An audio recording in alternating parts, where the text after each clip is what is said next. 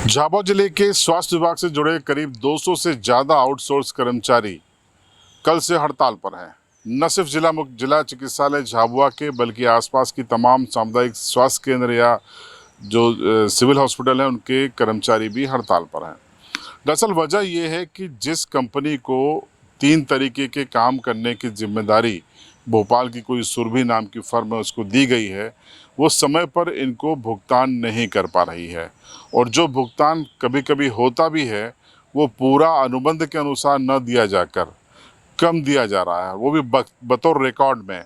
लेकिन जिम्मेदार अफसरों ने कान में रुई लगा ली है, वो इन आउटसोर्स कर्मचारियों की सुनने को तैयार नहीं है।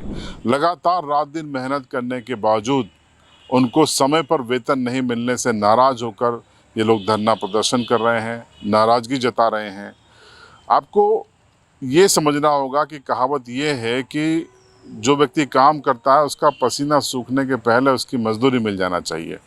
यहाँ चलिए आउटसोर्स पे आप लोगों ने रख लिया, लेकिन समय पर वेतन इनको मिले ये सुनिश्चित करना किसकी जिम्मेदारी है? इनका अपना घर है, इनका परिवार है, इनको पूरे महीने का राशन चलाना है। अगर आप समय पर वेतन नहीं देंगे तो ये कैसे संभव होगा? कहाँ गया मानवाधिकार आयोग, कहाँ गया राष्ट्रीय जनजाति आयोग और कहाँ गया वो जिम्मेदार संस्थाएं जो मानवाधिकारों की दुहाई देती है? क्या इन कर्मचारियों के अधिकार नहीं हैं? क्या इनके परिवार और बच्चे नहीं हैं? क्यों ये संघर्ष कर रहे हैं? और इसी संघर्ष के चलते ये लोग हड़ताल पर हैं। पहले सुनिए इनकी पीड़ा। हमारी सैलरी के लिए, वेतन के लिए सर। तो आप हर बार धरने में बैठते हैं? हाँ, तभी सैलरी जमा होती है।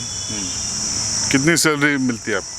ये 6, 6.5, 7 हज़ार ऐसे मिलती है सर, काट पीट के देते हैं। 8 तो कभी देखी ही नहीं, हमारी सैलरी तो 8 है, बाकी 8 तो हमने देखी ही नहीं।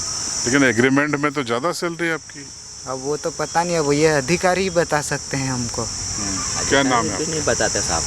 क्या नाम है आपका? मनीष गोजा मेरा नाम है। आपको कितना मिलता है वेतन? हमको वैसे तो सर 8,000 है, पर वो तो एक 2 दिन की भी 300 के हिसाब से काटते हैं सर, और देते हैं हमको 250 के हिसाब से। तो मतलब 8,000 तो सैलरी देखी नहीं, कभी 1-2 दिन में कभी तकलीफ में आके कभी एब्सेंट हो गए तो भी पूरी तनख्वाह काट लेते हैं। आप लोग प्रदर्शन क्यों कर रहे थे? प्रदर्शन सर टाइम से कभी जमा ही नहीं होती हमारी तनख्वाह सर। हर महीने हमको हड़ताल करना पड़ता है, काम बंद करना पड़ता है, उनको जागरूक करना पड़ता है, तो तनख्वाह डालते हैं हमारी। अधिकारी क्या देखते हैं? अधिकारी सर को ध्यान ही नहीं देते साहब। उनके पास में जाते तो खाली आश्वासन देते थे, अभी काम करो, बाद में डालेंगे, अभी काम करो, बाद में डाल देंगे। बस ऐसे आश्वासन देते हैं, काम पे चढ़ा के फिर भूल जाते हैं। समय पे वेतन नहीं मिलता है। हम कितना वेतन मिलता है आपको? हमको 8,000 मिलता है। तो अनुबंध में तो 12,000 के ऊपर है। पर हमको तो 8 मिलता है, उसमें से भी कट पीट के आते हैं हमारे अकाउंट में। क्या मांग है आपकी? हमारी मांग है जो कलेक्टर रेट है वो चाहिए हमको। हड़ताल क्यों करना पड़ती है आपको बार बार समय से वेतन नहीं मिलता, इस कारण हम भी यही चाहते हैं सर कि बस मिलना चाहिए टाइम से टाइम तनख्वाह, पेमेंट मिलना चाहिए हमारे को। हम गरीब इंसान सर, टाइम से हमारे को तनख्वाह नहीं मिलेगी तो खाएंगे क्या हम? तो आपने सुना है कि वेतन कितना है और कितना मिलता है और कब मिलता है। जब हड़ताल करनी पड़ती है, धरना प्रदर्शन करना पड़ता है। कल से शुरू हुई हड़ताल अभी तक जारी है, लेकिन अभी तक कोई ठोस निर्णय नहीं हो पा रहा है। सवाल ये है कि CMHO जो इन सब के लिए अकाउंटेबल ऑफिसर हैं, वो क्या देख रहे हैं, वो क्या निगरानी कर रहे हैं? क्या उनकी कोई जिम्मेदारी नहीं है? क्या जिला स्वास्थ्य समिति की कोई बैठक नहीं होती? उस बैठक में इस बात की समीक्षा क्यों नहीं होती? और अगर होती है तो नतीजे कहाँ पर हैं? कई सवाल हैं जो अफसरों की लापरवाही साफ तौर पर दर्शाते हैं। लापरवाही की शुरुआत मैं आपको इसके टेंडर से बताऊंगा, लेकिन उसके पहले सुन लीजिए कि इस हड़ताल का क्या असर हो रहा है। सुनिए जिला चिकित्सालय के डॉक्टर से। कर्मचारियों को भुगतान न होने के कारण हड़ताल पर हैं।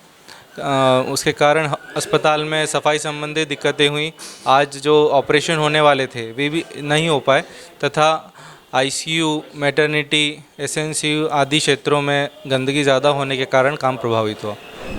ऑप्शनल व्यवस्था की कोशिश की जा रही है, साथ ही जो हड़ताल पर कर्मचारी गए हैं उन्हें भी समझाने की कोशिश की जा रही है कि वे अपने काम पर वापस आएं तथा अस्पताल की व्यवस्था को सुचारू करने में अपनी मदद करें। देखिए, सफाई जो व्यवस्था है वो ठेके पर दी हुई है, उसमें अस्पताल प्रबंधन का कोई विशेष योगदान नहीं है। तो ये जो हड़ताल का कारण है वे ठेकेदार और जो सफाई कर्मचारी है उनके बीच का है। उसमें अस्पताल की तरफ से कोई ऐसी कमी हो ऐसा कोई बात नहीं है। वो जो भी बात है वो ठेकेदार और सफाई कर्मियों के बीच की बात है। तो आपने सुना कि क्या दिक्कतें आ रही हैं, तस्वीरें भी देख लीजिए आप, कचरा फैला है, मरीजों को अपने खुद ही स्ट्रेचर को ढोना पड़ा, सिक्योरिटी के अलावा जो मैन पावर है उसका भी आउटसोर्स ठेका दिया गया इस फर्म को। जब टेंडर हुआ था तो आप जान के हैरान होंगे कि झाबुआ में इकलौता टेंडर ऐसा था जिसमें किसी अखबार में विज्ञप्ति ही नहीं निकाली गई।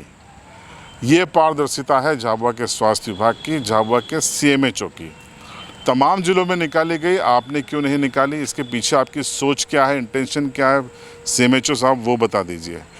दूसरा, जब आप जो शासन के दिशा निर्देश हैं तमाम जिलों में, अलग अलग काम के लिए अलग अलग टेंडर निकाले गए ताकि सभी को मौका मिले। झाबुआ एक आदिवासी बहुल ज़िला है, यहाँ आदिवासी संस्थाएं भी जो फर्म है वो भी भर सकती थी, लेकिन क्लब कर दिया गया। तीनों टेंडरों को शासन के निर्देशों के विरुद्ध जाते हुए क्लब कर दिया गया ताकि एक ही फर्म को जिसको देना चाहते हैं अधिकारी उसको दे दिया गया। तमाम सियासी दबाव भी पड़े। चर्चा है कि एक मंत्री जी का भी दबाव था और एक बड़े अधिकारी का भी दबाव था, जिले से बाहर के एक अधिकारी का दबाव था और ये टेंडर कर दिया गया। दबाव में अगर आप टेंडर करते हैं तो इस सीट पे क्यों बैठे हैं, आपको नियम देखना चाहिए था। अब ये तो टेंडर था जो विवादास्पद है, अगर इसकी जांच ईमानदारी से खुद अधिकारी करा लें तो हकीकत सामने आ जाएगी। अब वही हुआ, अनुभव विहीन फर्म आई और वो समय पर भुगतान नहीं कर पा रही है। फर्म का पक्ष हमने लेने की कोशिश की लेकिन बात नहीं हो पाई, क्योंकि भोपाल के हैं कोई सज्जन, उनकी ये फर्म है। लेकिन सूत्रों से पता चला कि उनका ये कहना है कि शासन से उनको जब मिलेगा तब हम देंगे। शासन उनको नहीं दे पा रहा है, यानी शासन की वित्तीय स्थिति बदहाल होने की वो रिपोर्ट दे रहे हैं। तो ये आखिर चल क्या रहा है झाबुआ ज़िले में, और बाकी जगहों पर जो ज़िले हैं, तमाम ज़िले हैं, वहाँ पर इस तरीके की समस्याएं देखने को नहीं आ रही हैं। तो झाबुआ ज़िले में क्यों आ रही हैं, ये बड़ा सवाल है, ये मंथन का विषय है, ये जांच का विषय है। उम्मीद है झाबुआ जिला प्रशासन इसमें हस्तक्षेप करेगा, इस टेंडर की भी जांच करेगा और इनको समय पर भुगतान मिले, मानदेय मिले, क्योंकि ये रात दिन मेहनत करते हैं, इनके परिवार की जिम्मेदारी इनके कंधों पर है। इन्हीं की मेहनत से झाबुआ जिला अस्पताल ISO सर्टिफाइड हुआ है, कई अवार्ड लिए हैं।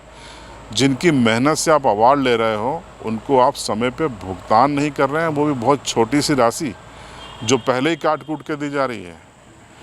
सोचना चाहिए कि कितना आप मानव अधिकारों का उल्लंघन कर रहे हैं।